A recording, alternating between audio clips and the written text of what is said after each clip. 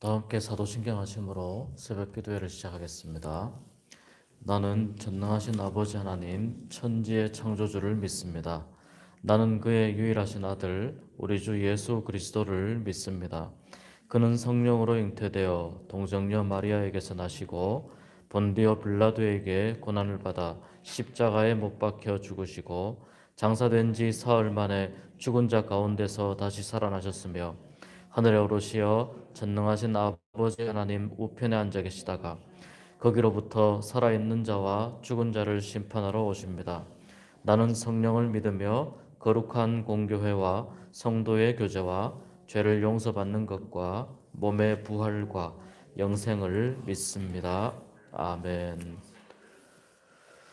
80장 찬송하겠습니다. 찬송가 80장입니다.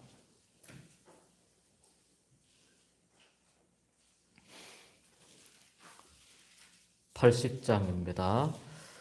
천지에 있는 이름 중 귀하고 높은 이름 주 나시기 전 지으신 구주의 이름 예수 주 앞에 내가 엎드려 그 이름 찬송함은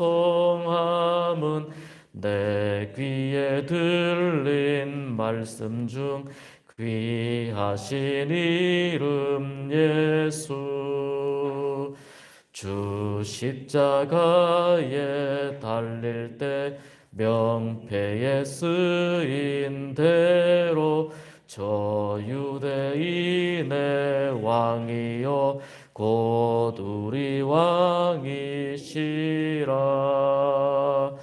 주 앞에 내가 엎드려 그 이름 찬송함은 내 귀에 들린 말씀 중 귀하신 이름 예수 지금도 살아 계셔서 언제나 하시는 일 나 같은 죄인 부르사 참 소망 주시도다 주 앞에 내가 엎드려 그 이름 찬송함은 내 귀에 들린 말씀 중 귀하신 이름 예수 주 예수께서 영원히 어제나 오늘이나 그 이름으로 우리에게 참 복을 내리신다 주 앞에 내가 엎드려 그 이름 찬송함은 내 귀에 들린 말씀 중 귀하신 이름 예수 아멘.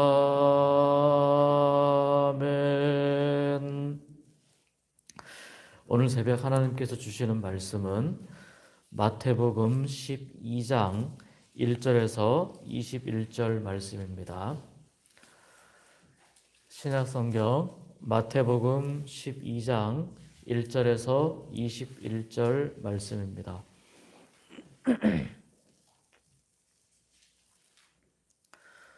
한 절씩 교도하겠습니다. 그때에 예수께서 안식일에 밀밭 사이로 가실새 제자들이 시장하여 이삭을 잘라 먹으니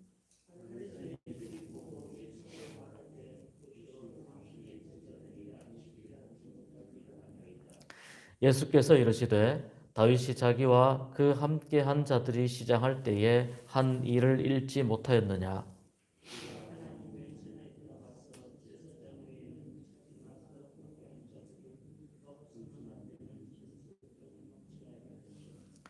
또 안식일에 제사장들이 성전 안에서 안식을 범하여도 죄가 없음을 너희가 율법에서 읽지 못하였느냐?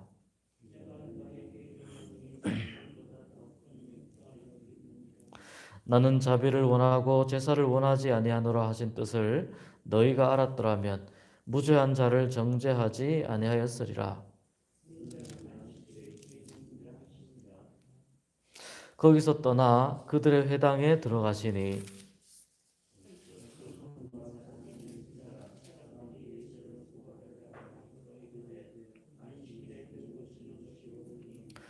예수께서 이르시되 너희 중에 어떤 사람이 양 한 마리가 있어 안식일에 구덩이에 빠졌으면 끌어내지 않겠느냐?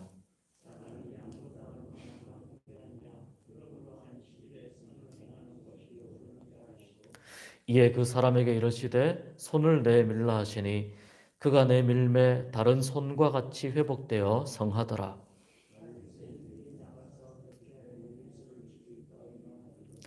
예수께서 아시고 거기를 떠나가시니 많은 사람이 따르는지라 예수께서 그들의 병을 다 고치시고 이는 선지자 이사야를 통하여 말씀하신 바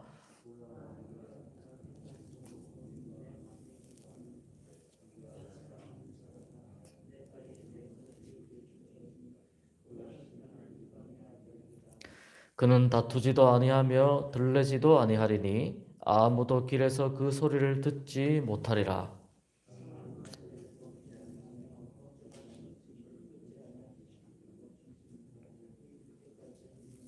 함께 읽습니다. 또한 이방들이 그의 이름을 바라리라 함을 이루려 하심이니라. 아멘.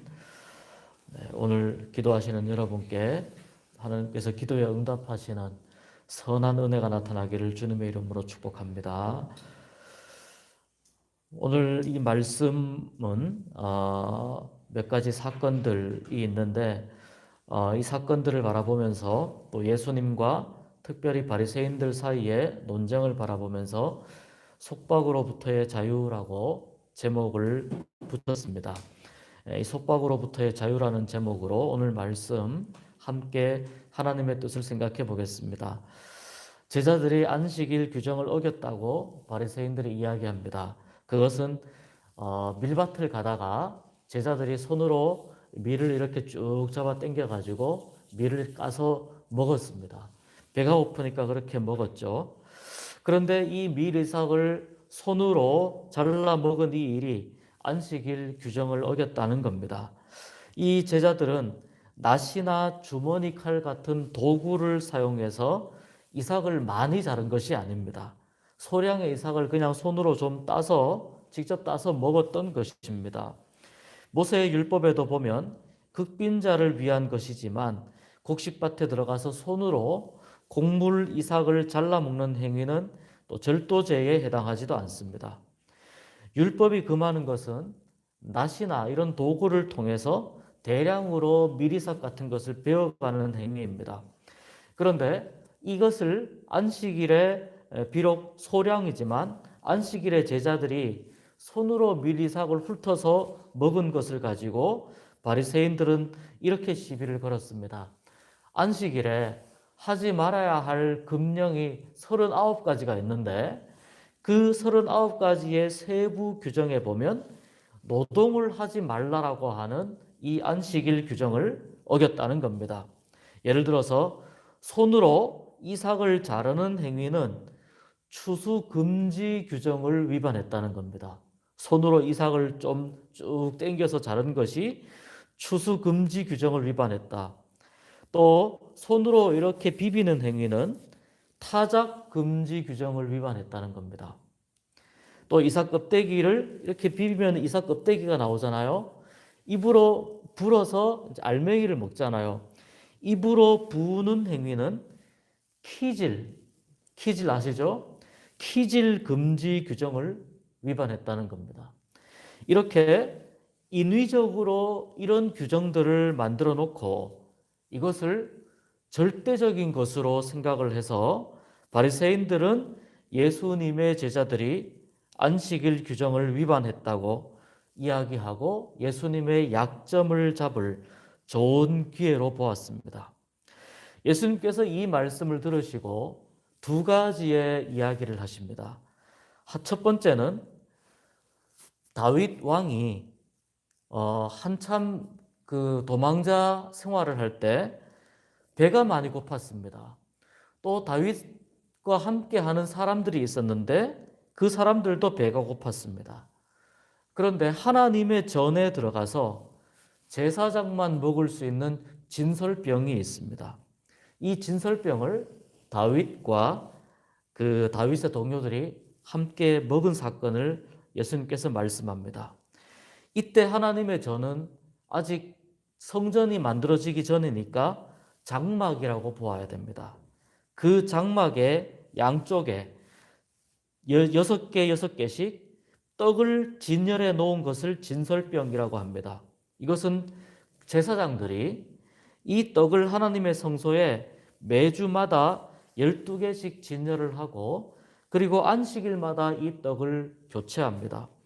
교체되어서 나온 진설병은 아론 계열의 제사장만 먹을 수가 있습니다. 그러나 이 떡을 제사장 계열이 아닌 다윗은 유다 지파잖아요. 아론 계열은 레위 지파입니다. 이 제사장 계열이 아닌 다윗이 그의 동료들과 이 떡을 먹은 사건을 언급하십니다. 또 두 번째는 5절의 말씀인데 율법에 보면 안식일에 노동을 하면 안 된다라고 그렇게 되어 있습니다. 그런데 제사장들에게는 안식일마다 성소에서 동물이라든지 곡물을 사용해서 하나님께 제사를 드리라고 말씀하셨습니다. 민수기 28장에 나오는 말씀입니다. 이것은 성전에서 하나님을 예배하는 일을 위한 이 일은 안식일 규정에 위반되지 않는다고, 그것이 이미 율법에 하나님의 말씀에 나와 있음을 예수님께서 언급하신 것입니다.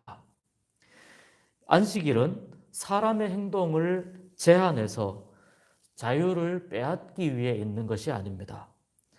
안식일은 6일간의 힘겨운 노동과 피곤으로부터 해방되고 하나님을 더 깊이 생각하고 하나님을 예배하도록 하기 위해서 안식일이 존재하는 것입니다. 특별히 출애굽기 20장에서 이스라엘 백성들이 십계명을 받을 때, 모세가 십계명을 받을 때 당시에 이스라엘 백성들은 430년간의 노예 생활을 하고 나서의 그 시간이었습니다. 이 430년의 노예 생활을 하면서 안식이나 쉼이라고 하는 것을 누리지 못했습니다. 때문에 이스라엘 백성들을 위해서 노동을 쉬고 하나님 안에서 안식하도록 하나님이 안식일 계명을 주신 것입니다. 바리새인들은 이러한 하나님의 안식일 제정의 그 정신을, 참된 취지를 이해하지 못하고 인위적으로 유전 또는 전통이라고 하는 것을 만들어서 오히려 사람들을 속박하고 있었습니다. 심지어 하나님 앞에서 당당한 행위까지 이 유전을 적용하여 죄라고 그렇게 만들었습니다. 예수님은 이렇게 바리새인들에게 다윗의 일과 제사장의 안식일 예배를 언급하시면서 예수님이 성전보다 더 크시고 하나님은 제사를 원하지 아니하고 사람 사랑하는 일과 자비를 원하신다고 말씀한 호세아 선지자의 말을 인용하여 대답을 마무리하십니다. 안식일과 안식년 또 희년 제도는 바로 이러한 규율에 얽매인 속박의 종교에서 벗어나 참 자유를 누리도록 하시는 하나님의 배려였습니다. 따라서 율법학자들이 율법에도 없는 안식일 금지 사항을 39가지나 만들어서 사람들의 자유를 빼앗고 피곤하게 한 것은 안식일을 제정하신 하나님의 원래 의도를 제대로 이해하지 못한 것입니다. 심히 배고픈 제자들이 곡물 이삭을 좀 뜯어먹은 행위는 안식일법에 위반되지 않습니다. 우리가 신앙생활을 오래 하다 보면 가끔 규율에 지나치게 의존한 나머지 자유함을 잊어버릴 때가 종종 있습니다. 오랫동안 교제하는 한 목사님이 서울의 대형 교회에서 교육부 총괄을 맡아서 사역을 할 때의 일입니다. 그 교육부가 교회도 굉장히 오래된 전통이 있는 교회이고 해서 교육부의 변화가 필요하다라고 해서 이 교육부를 혁신한 적이 있었습니다. 전통이 아주 오래된 교회였기 때문에 변화를 주기가 쉽지 않았습니다. 그럼에도 불구하고 예배실도 새롭게 꾸미고 또 아이들이 자유롭게 예배할 수 있는 그런 공간도 마련하고 새롭게 디자인하고 교육부 내에서 새로운 시도들을 많이 하여 굉장히 다른 교회에 좋은 영향을 끼쳤던 일이 있었습니다. 그때 함께 대화를 나누면서 들은 이야기 중에 인상적인 이야기가 있습니다. 그 교회에서는 피아노가 여기 피아노 있잖아요. 피아노가 여기 있는데 이쪽에서 이쪽으로 옮겨가는데 3년이 걸린다고 합니다.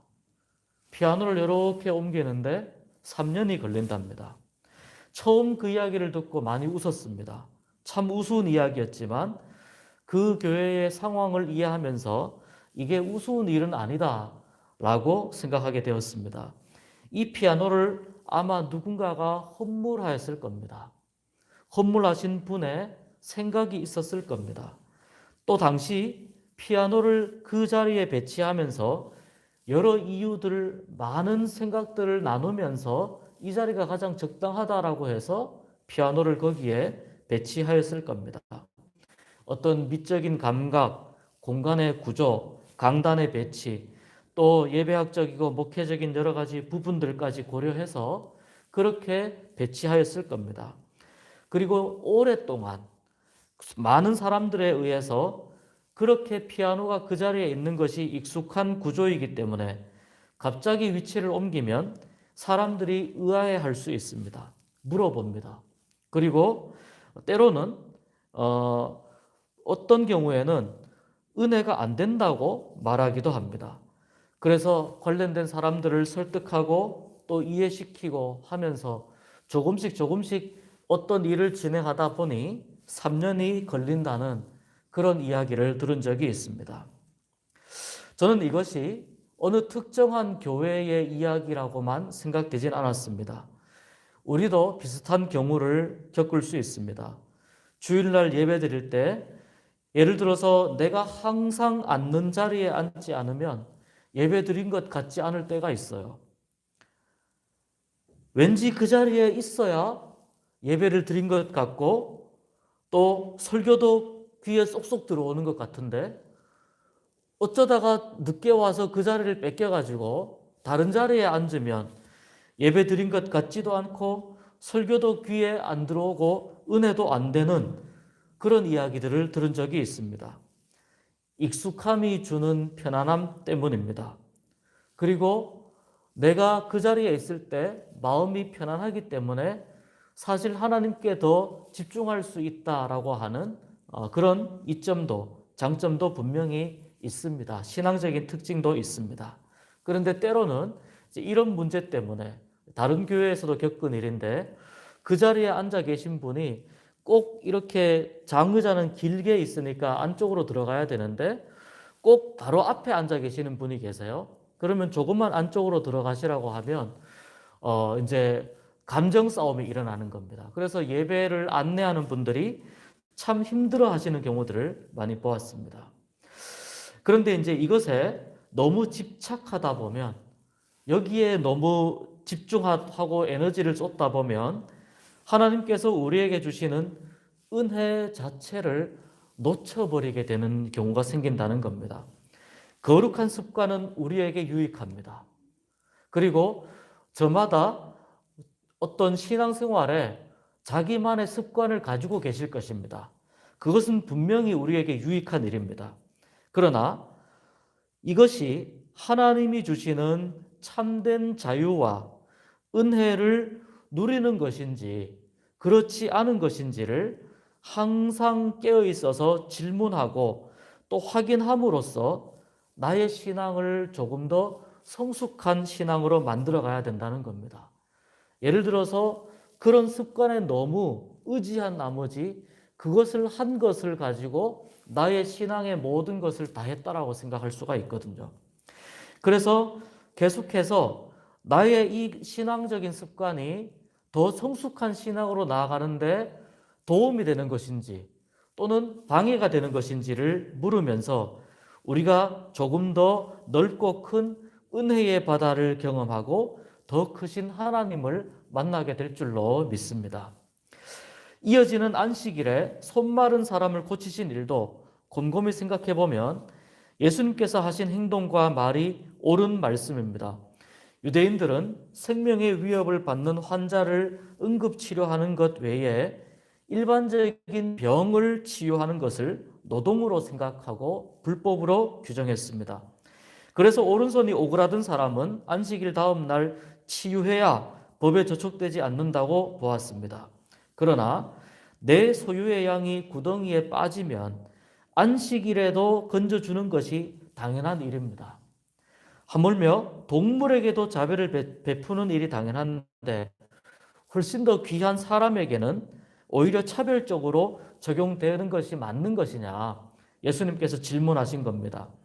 이 일이 안식일에 옳은 일을 행하는 것인데 하지 않을 이유가 없다는 것이 예수님의 안식일에 대한 입장입니다.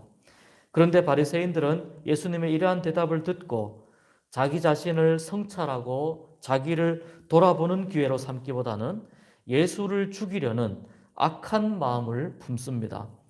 예수님은 그들에게도 자유를 주시기 위해 이렇게 말씀하셨는데 그들은 오히려 악한 마음 때문에 예수님을 증오하는 마음에 갇히게 되었습니다. 오래된 유전 속에 갇힌 것과는 또 다른 차원에서의 속박속으로 그들 스스로를 끌고 들어갔습니다. 결국 바리새인들은 예수를 산헤드린에 고소할 거리를 잡아내기 위한 목적을 제대로 이루지 못하고 분노에 가득 찬 나머지 예수를 죽일 음모를 꾸미게 됩니다. 더 큰 범죄의 속박으로 빠져들어가게 되는 것이죠. 우리는 1차적으로 죄로부터의 속박을 경험합니다. 우리 모두는 죄에서의 속박에서 자유로울 수가 없습니다. 그리고 때로는 앞에서 말씀드렸지만 기독교 안에 있는 어떤 불필요한 것들에 의해서도 속박을 경험하는 경우가 있습니다. 그런데 예수님은 하나님께서 안식일 규정이나 율법을 주신 참된 이유가 무엇이냐 하고 물어오십니다. 제사보다는 사람을 사랑하고 자비를 원하시며 규율 속에 가두어 두기보다는 자유를 주기를 원하십니다. 우리가 신앙생활을 하면서 하나님 안에서 좀 더 자유를 누릴 수 있었으면 좋겠습니다. 우리를 얽어매는 것들로부터 벗어나서 하나님 주시는 참된 자유를 마음껏 누리면서 하나님의 기쁨 가득한 신앙생활 하실 수 있기를 간절히 소망합니다. 누리지 못하는 자유는 자유가 아닙니다. 누리지 못하는 은혜는 또한 은혜가 아닙니다. 더 크고 놀라우신 하나님을 바라고 기대하는 가운데 우리를 속박하는 많은 것들을 벗어버리고 참된 자유를 맛보고 경험하며 누리고 즐거워하며 살아가는 우리 모두가 될 수 있기를 주님의 이름으로 축복합니다. 기도하겠습니다. 하나님 아버지, 오늘 주신 말씀을 통해서 우리에게 어떤 자유를 주려고 하시는지 예수님의 음성을 듣기를 원합니다. 하나님의 마음을 깨닫기를 원합니다. 하나님, 우리를 속박하는 많은 것들로부터 참된 자유를 얻게 하여 주시옵시고 우리가 더욱더 하나님과 깊은 관계를 맺음으로 말미암아 하나님을 더욱더 깊이 알아감으로 말미암아 우리의 믿음도 신앙도 더욱더 성장하고 성숙할 수 있도록 인도하여 주시옵소서. 하나님 주시는 참된 자유를 맛보고 경험하며 마음껏 누리고 살아가는 가운데 우리 안에 신앙생활에 진정한 기쁨이 차고 넘칠 수 있도록 은총을 베풀어 주시옵소서. 이 모든 말씀 예수님 이름으로 기도하옵나이다. 아멘. 하늘에 계신 우리 아버지, 아버지의 이름을 거룩하게 하시며 아버지의 나라가 오게 하시며 아버지의 뜻이 하늘에서와 같이 땅에서도 이루어지게 하소서. 오늘 우리에게 일용할 양식을 주시고 우리가 우리에게 잘못한 사람을 용서하여 준 것 같이 우리 죄를 용서하여 주시고 우리를 시험에 빠지지 않게 하시고 악에서 구하소서. 나라와 권능과 영광이 영원히 아버지의 것입니다. 아멘.